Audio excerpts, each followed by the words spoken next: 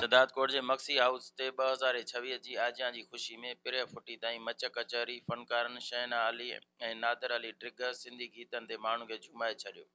उन मौक़े ते शहर जे सियासी समाजी शख़्सियतुनि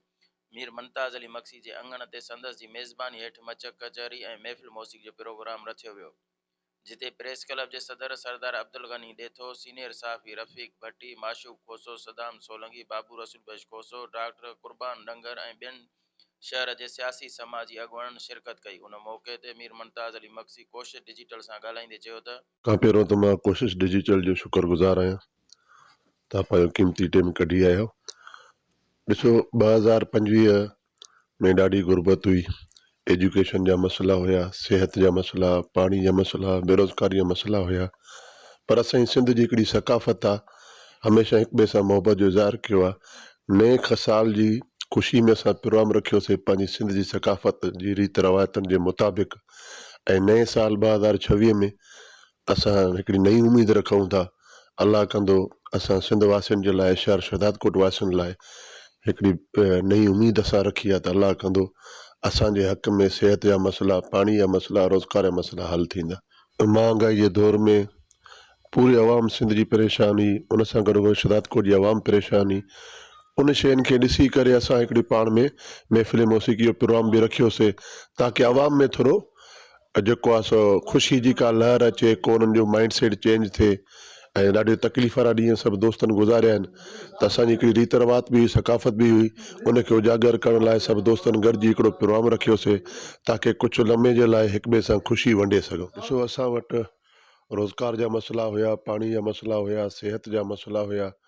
ऐं ॾाढो बोर्ड जे करे, बेरोज़गारी जे करे शहदादकोट जी अवाम ऐं सिंध जी अवाम ॾाढो ॾुखियो टाइम गुज़ारियो आहे। ऐं असांजी हिकिड़ी सिंध जी रीत रवायत बि आहे, पंहिंजी सकाफ़त बि आहे, हिक ॿिए सां मोहबत जो इज़हार करणु, ऐं हर साल असां ख़ुशी जो प्रोग्राम मल्हाईंदा आहियूं। इन जे करे असां नए साल में हिकिड़ी नई उम्मीद रखीसीं त इंशाअल्लाह अल्लाह कंदो असांजे लाइ बहितर साल गुज़रंदो,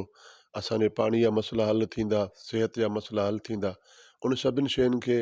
ॾिसी करे असां पाण में हिक ॿिए सां ही ख़ुशी जे इज़हार में सभु शरीक थिया दोस्त, उन सभु दोस्तनि जी महिरबानी, ऐं सभिनि पंहिंजा ॾुख सभु दूर करे वक़्ती टाइम लाइ हिक ॿिए सां ख़ुशी जो इज़हार कयोसीं।